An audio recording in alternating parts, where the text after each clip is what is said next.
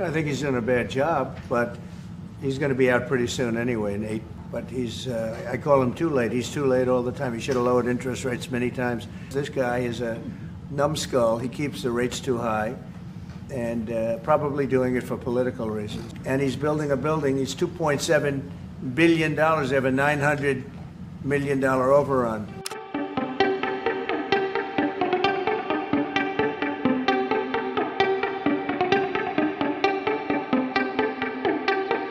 I think he's doing a bad job, but he's going to be out pretty soon anyway. In eight months, he'll be out.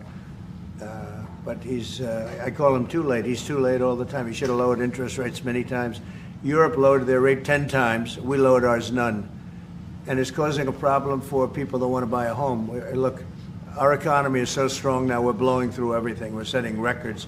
You know that, you see that. And whether it's the Philippines or anyone else, we're setting records at levels that nobody's ever seen before. But you know what?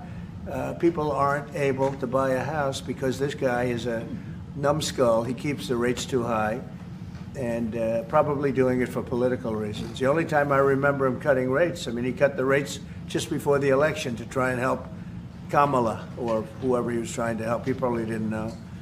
And he's building a building. He's $2.7 billion. They have a $900 million overrun. What is that? And that was given by Biden. That was another Biden deal.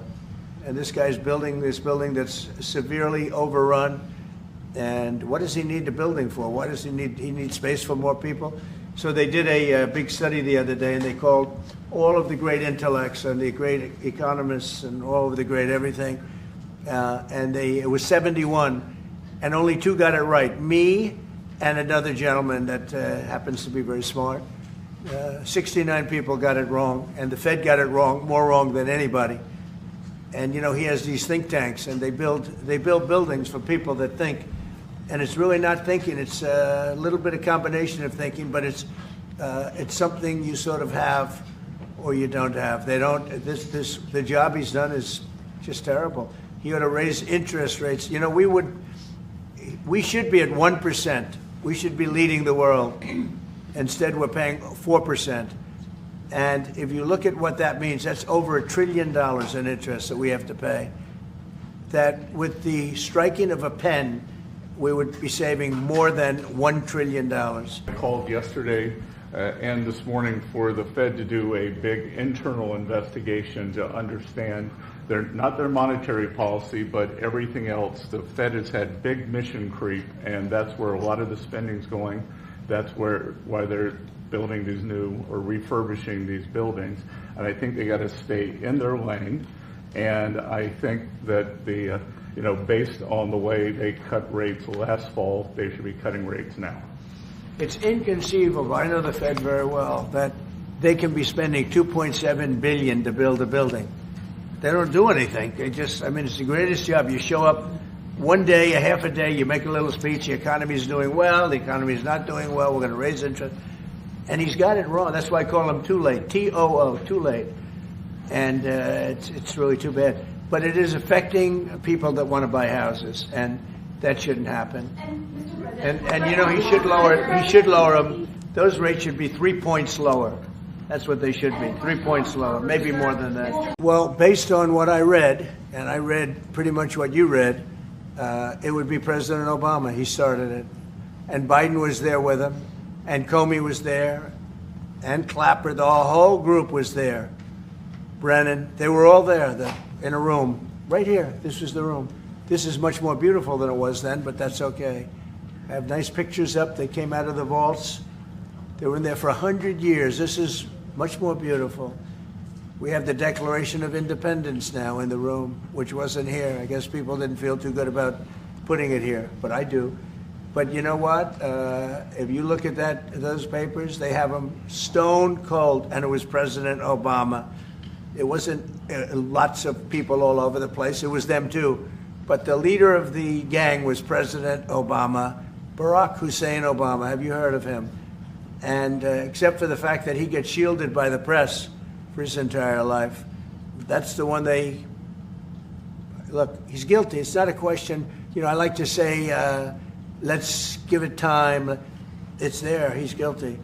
This was treason, This was every word you can think of. They tried to steal the election. They tried to obfuscate the election. They did things that nobody's ever even imagined, even in other countries. You've seen some pretty rough countries. This man has seen some pretty rough countries, but you've never seen anything like it. And we have all of the documents. And from what Tulsi told me, she's got thousands of additional documents coming. So President Obama, it was his concept, his idea, but he also got it from crooked Hillary Clinton. Crooked is a $3 bill. Hillary Clinton and her group, the Democrats, spent $12 million to Christopher Steele to write up a report that was a total fake report. Took 2 years to figure that out, but it came out that it was a total fake report. It was made up fiction. And they used that. Now, the one thing they weren't able to do was to, and probably the only thing I respect about the press in years is the press refused to write it before the election. They refused to put it in. The Steele report was a disaster. All lies, all fabrication, all admitted, an admitted fraud. She paid $12 million, and the Democrats, for that report to a wise guy named Christopher Steele. He wrote a phony report, and they wanted to get that report in before the election. And I'll tell you what, I talk about all the time, the fake news, how bad it is. But in this case, they wouldn't do it. They saw it, they read it, and they said, we don't believe it. And it was only after, substantially, like a month and a half after the election, that it got printed, and it was a big wisp. It was just like a bang of nothing, because the election had ended. If that report had gotten published by the New York Times or somebody, and I respect the Times for maybe only this, because they're crooked as you can be. They're a terrible paper, a crooked, corrupt paper. But for this one moment, they said, this is bullshit, we can't put this in. And neither could any other paper. Wall Street Journal's a lousy paper, very, very dishonest paper. As you see, I'm suing them for a lot of money because they do things very badly. It's got a nice name, but it's really, in my opinion, it's a terrible paper. And it can be corrupt. But just so you know, they didn't take the Steele report. It was the dossier. Remember the famous dossier? I called it the fake news dossier. The news wouldn't publish it. And I'm amazed. They had 2.5 months. It was finished. 2.5 months. That was supposed to be what was going to happen. And it got published a couple of months after the election. And frankly, nobody cared too much about it. But that was a big thing. No, we caught Hillary Clinton. We caught Barack Hussein Obama. They're the ones, and then you have many, many people under them. Susan Rice, they're all there. The names are all there. And I guess they figured they're going to put this in classified information, and nobody will ever see it again, but it doesn't work that way. And it's the most unbelievable thing I think I've ever read. So you ought to take a look at that and stop talking about nonsense, because this is big stuff. Never has a thing like this happened in the history of our country.